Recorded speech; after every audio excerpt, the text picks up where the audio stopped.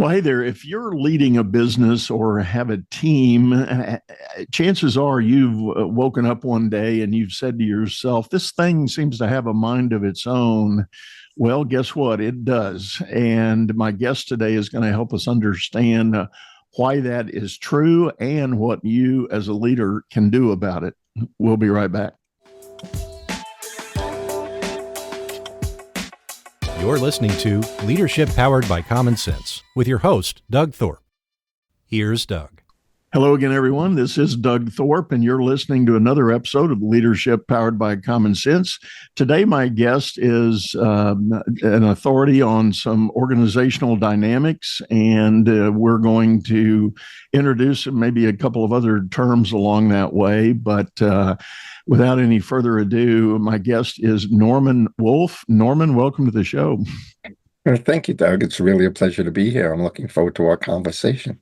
As am I. The somewhat tradition we have here, Norman, I like to ask my guests a little bit of backstory about their journey and their professional experience and career path. Can you give us the kind of flyover, short version of that to get us started? Sure thing. Well, my career started at Pratt & Whitney Aircraft back too many years ago. And typical aerospace company, very structured, very SOP-driven, standard operating procedures. And then from there, I moved on to Hewlett-Packard, a completely different culture. Obviously, more of a management by objective culture.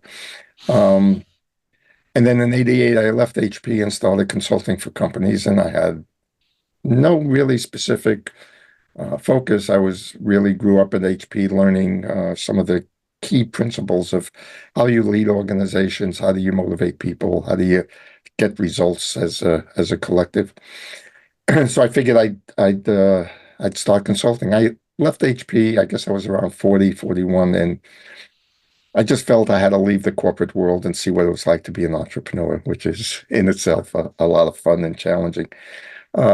So I did a lot of, excuse me, I did a lot of consulting, all sorts of different kinds, from process reengineering to strategy development, from M&A to turnarounds, and whatever opportunity showed up. It was in 2001 when I was on the board of a public company, former client, and I was asking him, why does he always use me as a consultant? And he said, it's easy, you help me execute faster. I said, oh, that's interesting. So I began to look at my own backstory and realized there was a couple of things that I always had this interest in. How do you get collectives of people, organizations, teams, whatever, to actually achieve the goals they do? And so obviously, yeah, executing was a key thing. From there, I began, once he said that, it's like brought me into a focus of that's what I've always been doing throughout my whole life.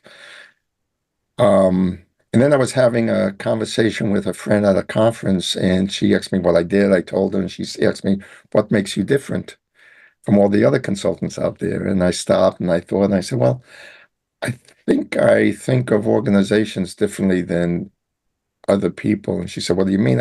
I said, for me, organizations seem to have a soul. They have a purpose. They have their own essence, if you will.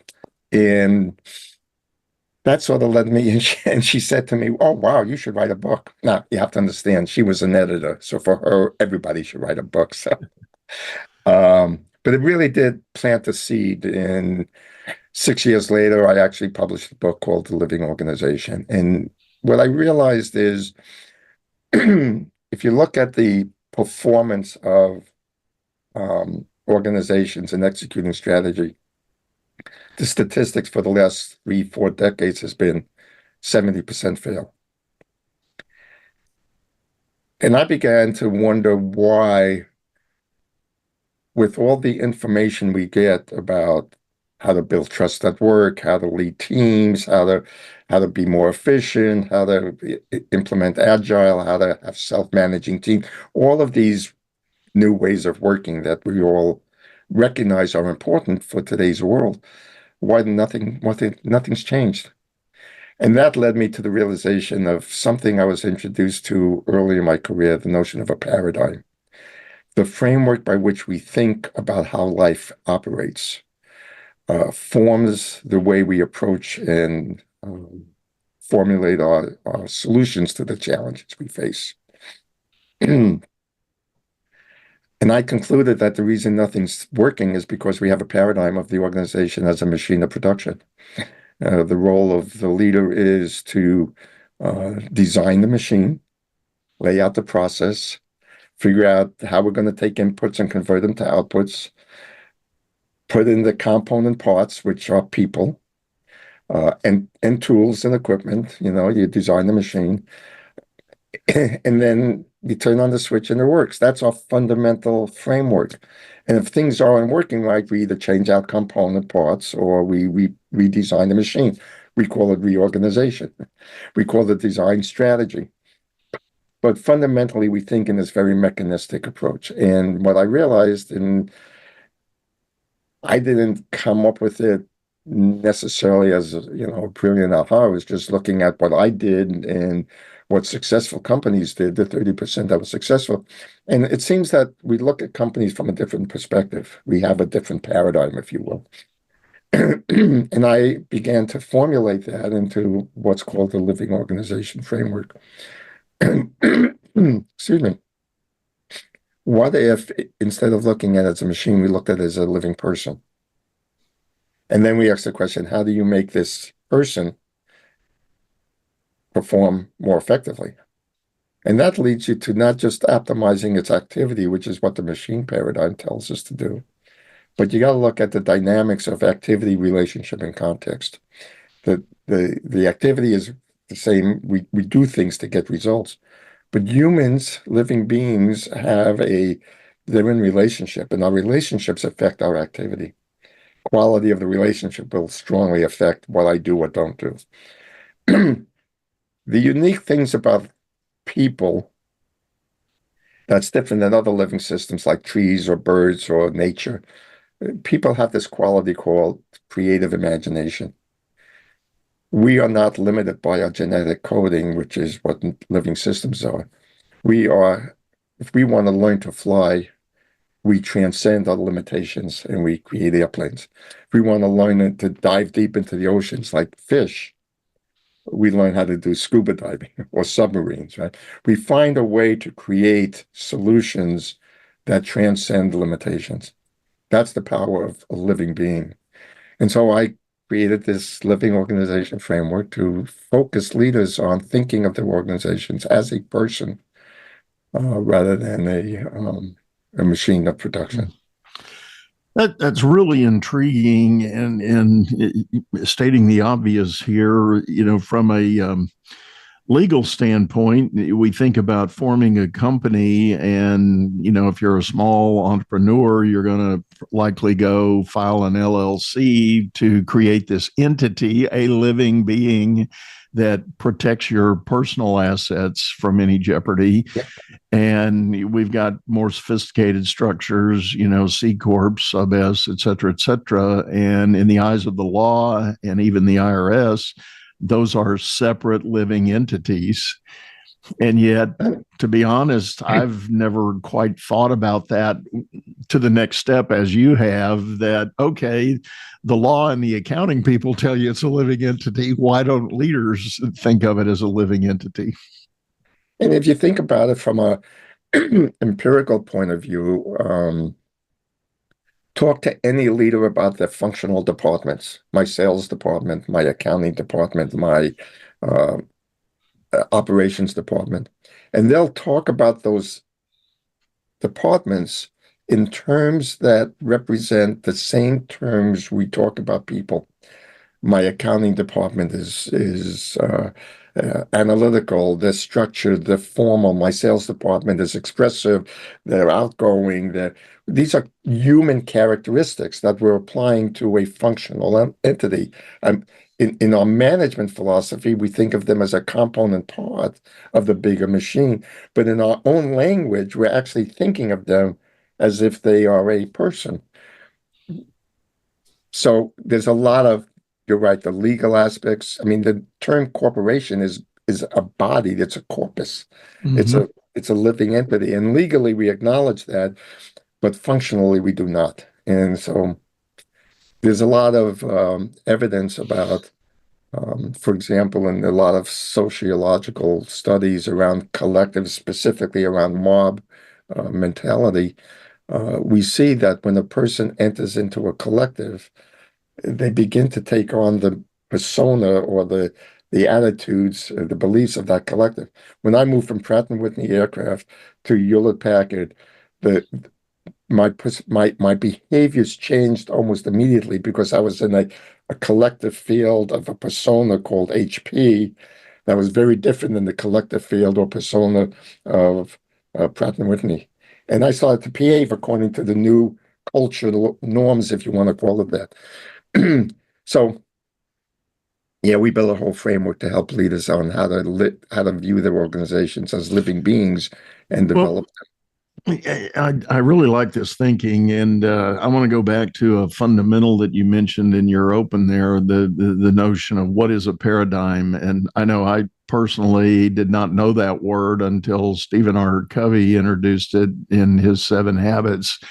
At least to them. me, it was brand new, the word paradigm, and it got me to start thinking. And you mentioned the fact that the paradigms from which we operate do influence our perspective on problem solving, decision making, and even ultimately the way we lead people around us. And it's always been a thought in my own work as I coach executives that I do challenge the idea of, I'll hear a pattern of thinking about something and I'll say, all right, time out. We have a paradigm here that we need to visit. And where did that come from? Where did you get that idea? How did that evolve in your own experience? And are you aware there's other ways of looking at this? Yeah, yeah, it's absolutely true. I was introduced to the concept of paradigm by Joel Barker in one of my management training programs at HP many years ago. And yes, Stephen Covey also wrote about it. It's this notion, and you use the word pattern. It's this notion that we create patterns that give life meaning. We have experiences during our lives, and uh, the thing we want to do is make sense out of that experience. So we kind of create a story around what that experience means, and that story is connected to, okay, if that's what this experience means, and if I behave this way, I'll be safe or successful, whatever. Those are the two driving forces, I believe. And then we create these collections of stories that create patterns that say, here's how I navigate life. Here's how I am successful. Here's how I am safe. And we go about life. So we've created our own internal instruction set. I talked about the difference between living systems and people. And living systems, their instruction set is genetically encoded. But with people, our instruction set is story encoded, if you will. We call this collection of stories our context, which is like a paradigm. It's a worldview, it's a framework, it's a belief system. And we will always respond to life mostly unconsciously. And that's the difficult part. It becomes an unconscious set of responses, which is fine if the conditions of our life are the same as when we created the story, but typically they're not. So where we struggle is fundamentally, and when I say we, it's an individual or collective. So where an organization struggles is the collective context or belief system or story or narrative, whatever you want to call it. That collective context is what's driving them to behave a certain way. Mm-hmm. Mm-hmm. And that's where they get into trouble, is they're just responding like we do as people. So if you can unpack that story, that collective context, and reframe it to produce the behaviors that will produce the results we want, um, You'll be more effective at executing your strategy. If you think about it this way, there's an old saying, doing the same thing over and over again and expecting a different outcome is the definition of insanity, right? So we know that outcome is a function of behaviors. So if I want to have a different outcome, I got to behave differently. The problem is mechanistic. From the mechanistic paradigm, that's where we stop. So we try all sorts of techniques to motivate change in behavior. What if we recognize that our behaviors is a function of our context? Now, to get a new result, I got to change my behavior, but to change our behaviors, I need to change our context, which is really just breaking down what you said a few minutes ago about how you work with leaders. You're seeing a pattern of thought that's revealing to you a context, if you will, a story about how they're making decisions. And what you're doing is you're offering a reframing of that context, see it in a new way. And once they do, they behave different and then produce the outcomes they desire. Right. That's the foundation. That's one of the foundational principles behind a living organization of how you can increase your effectiveness at getting what you want. Yeah. And the whole reframing is such a critical practice for leaders to embrace. And I'm thinking of a simple illustration that, and we don't have it graphically here on the video, but I'll try to explain it for the audio listeners. There's an image of a cylinder, a small cylinder suspended in air, and there's light shining on it. One from the side, so the horizontal look, the shadow on the wall is a square. Yes, I've seen that image. But when yes. you shine the light from the top, the shadow on the bottom is a circle because Yes. it's a cylinder, and you've got Yes. these different angles. And so the way I see that applying here to what we're saying is if you are predisposed to that top lens, you're going to see everything as a circle. That's But right. if you're familiar with the side view, you're going to see the square. How do you make a decision out of that? What does that mean for your decision making? The bottom line point is there's always another angle to consider. Absolutely right. And if you think about many conflicts we have in organization or challenges, a lot of it comes down to, let's use your square and circle. It comes down to two people having two different points of view. Right. So one person is arguing, we have a problem with a square, and here's how you solve the problem of a square. And the other person saying, no, the problem is we have a cylinder. We have a circle. So here's how you solve the problem with a circle. Well, how do you get to solve the real problem, which is the cylinder? Which Right. means you've got to combine both points of view. And so from our perspective, again, we recognize the exact same thing. We often call it when two worlds collide, right?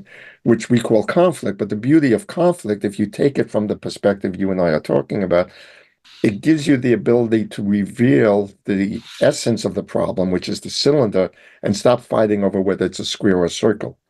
So you learn to integrate opposites, if you will, different points of view into a more cohesive, more expansive point of view that allows you to solve problems that might have stymied you for years. Yeah. And I think to take that one step further, the classic conundrum that we run into with business, and I hear it so many times, I've lost count. I don't even try to count it anymore, is the classic friction between sales and delivery or sales and Absolutely. operations. Yeah. The sales guys are out trying to make their quotas and earn their commissions and bonuses, and they get accused of making things up just to get the sale. And then what is written into the contract is handed to operations to deliver, and operations is saying, we don't make squares, we make circles. What are we supposed to do with this? We can't deliver on this.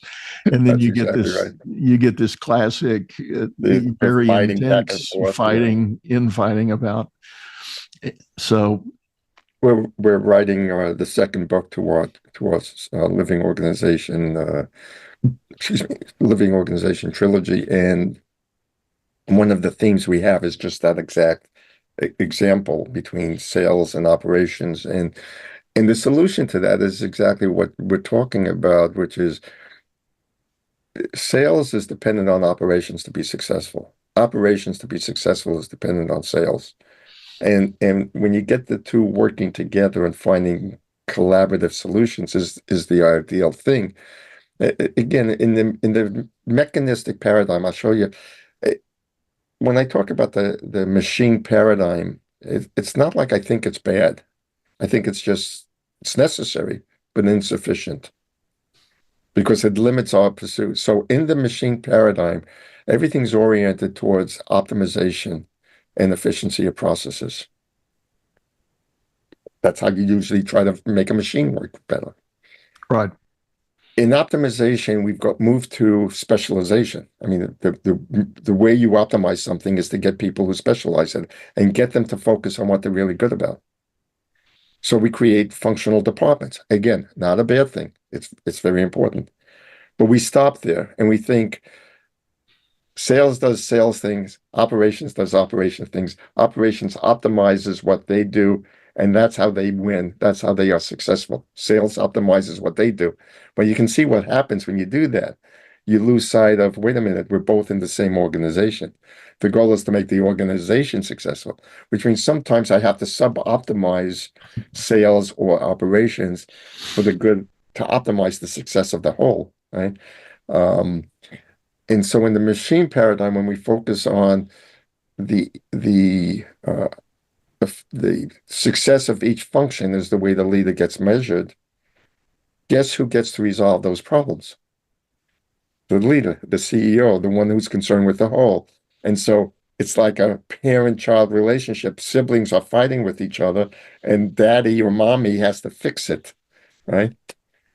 Well, in the machine paradigm, we recognize that's going to happen because people are people, right? That's a living organism. So what we want to do is develop the maturity of the functional departments to be able to collaborate with each other, just like we would develop the maturity of our daughter and son, or two sons or two daughters, to work together as part of the family. We want family cohesion, right? It's the same principle. So there's a lot of wisdom in family dynamics that can be carried over to organizations if we think of them as living people, as living organizations. And as you described that, I guess for me, and maybe this is too simplistic, but the common denominator in all of that from my paradigm is communication. You know, the ability for those parties to come together in an open dynamic that allows good, healthy communication. Number one, calling out the reality of what's going on as opposed to name calling or finger pointing or placing blame, but just talk about the specific dynamic. And to go back to our sales and operations example for a moment, you know, one of the classic opportunities that exists everywhere and people don't leverage it as they could is the fact that if your sales team is optimized and working pretty well, they've got the pulse of the market. They can tell you what the market shifts are becoming. They can somewhat predict the next iteration or the next version or the next improvement, enhancement to the product that needs to be made. And a classic one that's going on right now that I'm thinking of is, you know, a lot of businesses are saying we want to be, you know, ecologically friendly to the planet, what we do. So if you're a supplier to me, what you send me needs to be ecologically safe and sound. And a supplier is sitting there going, well, I produce goo, you know, the goo I produce is toxic. It's smells bad. It you know, has waste product associated with it. I don't have something that's friendly, you know, and in the way you're describing it. So as a buyer, you're saying, well, I can't use your goo anymore. I need to go find a goo that is going to be ecologically friendly. And your sales guys are going to learn that and hear that and know that. But do you have a process for receiving that information, distilling it, analyzing it, and making decisions about how to change the output from operations. And that's a huge question. I mean, in many cases it's a giant capex consideration. But my point is, just again, that's one example among many. If your sales guys are getting that intelligence from the market, you got to have a process to do something with it and accept it as change of the environment you're operating in. So let me point to a paradigm, and I'm going to suggest we do a shift. Okay. Your language, what you said is we need to have a process in place to deal with it. The assumption in the machine paradigm is everything can be solved by a proper process. Now, if you shift it into the human paradigm, in the living organization paradigm, the solution to that problem is, and you said it earlier, is communications. And communications is a human endeavor, not a machine endeavor. So how do you get people to communicate with varying different perspectives, with varying different outcome desires? Some of it's logical and analytical, but as I said earlier, humans are driven by their own desire to be safe and successful. So if you're coming at me with a suggestion that I feel threatened by, my natural tendency would be to resist. So I mentioned that two different points of view is like two worlds colliding, and that produces conflict. The way you resolve those kinds of conflicts, if you go into the human dynamic side of things, is to be able to appreciate each other's point of view. I know you wrote a book on trust at work, and I haven't read it, so I don't know all of your 6 principles, but I imagine somewhere in that is appreciating another point of view, listening not from the head, but from the heart, a human connection. And when you can do that, you don't necessarily need to come up with a process for every changing situation. That's one of the negative byproducts of the machine paradigm. We think everything can be resolved by putting a process in place. Makes it very cumbersome. And you're going back to the days of Pratt & Whitney aircraft with standard operating procedures. That's the thinking. Let's come up with another process. Oh, that didn't work. Let's come up with another process. And sooner or later, you got this bureaucratic organization filled with processes, and nobody can do anything. But if you go into the human dynamic, now you create flexibility, adaptability, resilience, because you're dealing with changing situations from we call it a heart-centered point of view. This ability to connect human to human and resolve differences of opinion by listening to each other and listening compassionately, listening from a point of not winning an argument, but listening from, let me understand what your challenges are. Let me have you understand my challenges, and let's see if we can find a solution to both. That moves much faster. That moves really quickly when you learn that skill. But that skill is basically a skill of maturing the people to have that capacity. And our machine paradigm doesn't allow for that level. It doesn't even think about maturing. I agree, and I think to the point, and thank you for the gratuitous plug on my book, Trust at Work. And the book does. There was a happy coincidence that happened about the time my colleague and I were drafting that book. Google released their famous Project Aristotle study that introduced us to this concept of psychological safety at work, and which, when you read all the content around that, the bottom line, and my partner and I both came to the conclusion, they're talking about trust, good old-fashioned trust. Yes. Do I trust you? Do you trust me? Because in a healthy trust relationship, you can have those candid discussions. That's right. You can look at each other and say, that shirt you put on today just isn't working. I'm not trying to be mean. I'm just trying to be helpful for you, and you receive that and say, really? Oh, you know what? I'm not real keen on this shirt. Okay, I'll go change shirts. I'm good with that. But feelings don't get hurt. Relationships don't get broken over an opportunity where you can have a high degree of trust and a high degree of belief in one another. And that's essentially what Google discovered when they did their study. And for those not familiar, the fundamental question was, Google asked themselves, we hire the best of the best. Our hiring process is legendary. They made a movie out of it. And yet, when we assemble work teams, not all teams perform at the same level. Some teams are far superior than others in what they're able to achieve. Why is that? And it was a 2-year study they conducted to try to determine the hallmark denominator of what made high performing teams.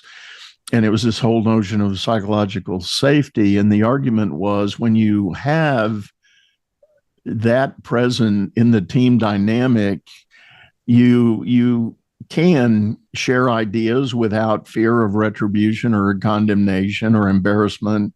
You can get to the best of the best around the table, and you're able to move forward, and everybody feels good about it. Everybody, well, I didn't win one today. And I tell a classic story related to that. I was doing some team coaching with a large corporate brand, and we had done a little bit of an assessment, asking each member of the team to assess where they were personally and where they thought the team was dynamically. And lo and behold, out of I think it was 12 or 14 people in this group, there was one outlier. One person in the population was contrarian to everything else everybody else was saying. And when it came time to look at the survey and do the review, before we even opened the book, one of the guys raised his hand and said, "I'm the outlier. I know I am." He said, "Mystery solved. I don't want anybody worried about who's it." He says, "I'm declaring." And he said, "I think, to be very serious," he said, "I think I need to ask for a transfer. I'm holding this team back." And without exception, everyone on that team looked at him and said, "Absolutely not. We love your contrarian spin." And he had a different paradigm. He was showing up. He was seeing the circles, and everybody else was seeing the square, and they recognized that and appreciated the value of that contrarian point of view. That's right. And that's what I would call a very mature team, because they have the capacity to do that. Yeah, as things proceeded and we did our work, that was an undeniable conclusion. It was a very mature team dynamic. However, they were a interesting twist on that. They were a relatively newly constituted group, and what they had not done yet was really map out a specific declaration of their purpose and their vision for what they're going to do. So a couple of things that was raised. This notion of psychological safety. Again, I was really excited too when Google came out with that, and then everybody's trying to figure out, how do you make the organization psychologically safe? And if you look what people are doing, they're trying to develop processes to make the organization psychologically safe. You can't process a human being. I mean, there is some things, but when you get into the psychological safety and issues of trust is really an issue of safety. I either trust you. When I say I trust you or don't trust you, I'm really saying I feel safe with you. I can be vulnerable with you. I can be myself with you. That's what trusting somebody is really saying, right? I had a conversation with a VP of Human Resources for one of my clients recently, and we were talking about this issue of trust. She had trust issues with one of the other members of the team. And I could see what the dynamics was. And she had a lot of validity about the way certain behaviors caused her some grief. But then I turned it around. I shifted her paradigm. I had to look at something a little differently. I said, "You're requiring him to behave a certain way so you feel safe. What is it about somebody who behaves that way that makes you feel unsafe. Let's explore your inner belief system. And what was interesting, there was another situation a couple of years ago with a person who acted that same way. It was a male who tends to be forceful. She viewed it as aggressive. She stood up to that person previously and felt really powerful in herself when she did that. I said, what if you remembered that next time you interacted with this person? You don't have to require him to be different. You have to be different. Assert yourself. Be okay with it. She had a belief that she wasn't allowed to be assertive, and therefore she didn't feel safe and assertive. The point I'm trying to make is simply that trust is a very interesting dynamic, and we often look to others to make us feel safe. But safety is really an intrinsic value. It's an intrinsic journey. And when people make us feel unsafe, that's an opportunity for us to grow and mature, to find a way to be able to deal with people of all kinds of shapes and sizes and points of view and things that might threaten us. So there's always an opportunity to expand and grow in these situations of conflict or unsafety. And when a team can develop that, they can respond very quickly to different situations. They don't need the world to be something it's not. So if the world changes around them, they can pivot. Boom, we're going to be different now. And that's really what we're trying to build into organizations. Well, and that's really ultimately the premise of my book on trust is the notion that, so I agree with everything you said, the dynamic of two people building trust with one another. But the fundamental question in my mind was, so how do we really get there as individuals? And I use a simple analogy of when we're younger in life and we're thinking about finding a partner for life. We meet someone, they appeal to us, there's an interest there, there's some spark, something. And so what do? You say, well, would you have dinner with me, or could we get together and get to know each other? And that process of getting to know one another is fundamentally based on simple questions. And they start out pretty innocently, things like, what kind of food do you like? What's your favorite color? What movies do you enjoy? Have you traveled? Tell me about your family, and you start subconsciously checking off boxes. And as maybe impersonal as that sounds, that's the reality of how we begin processing these things. So the point is, it's a series of questions. And so I pull that forward in the work dynamic to encourage leaders to consider that your people around you are showing up every day with 1,000 questions. And the 6-point diagram we've got categorizes the questions. And so as a leader, you can proactively position your influence to hear a question and know, that's coming from this sector. That's an indicator that I've got I need to do more clarity work. I need to do more explanation. I need to share more beliefs. I need to, embellish and elaborate in that particular item. And what I've found as we've implemented this in a lot of different companies, it changes the team level dynamic, and they actually come up with a vocabulary related to the 6-point diagram. And the classic team dynamic of the boss saying, let's go around the table, report out on your group, your team, tell me what's going on. That report becomes termed by one of the 6 points on the circle. Sure.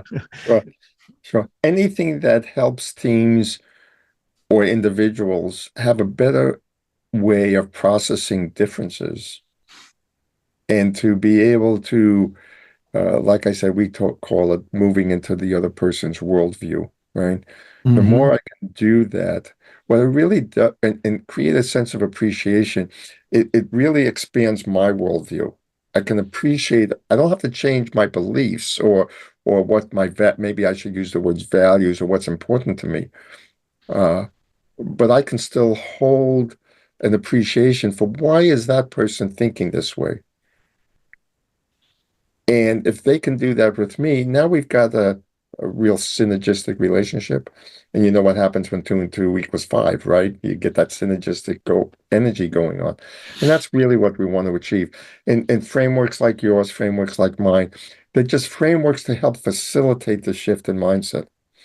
Once we have that capacity, and I use the word maturity because a lot of these principles we're talking about are the same principles we want to develop in our children so they become mature, responsible adults, right?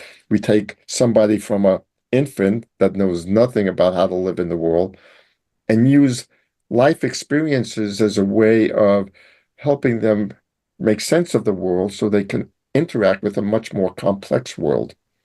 And that's really what we want to do with organizations is not have them depend on the leader to make those decisions for them. If we continue that, we'd end up with children living in our basements at the age of 35, right?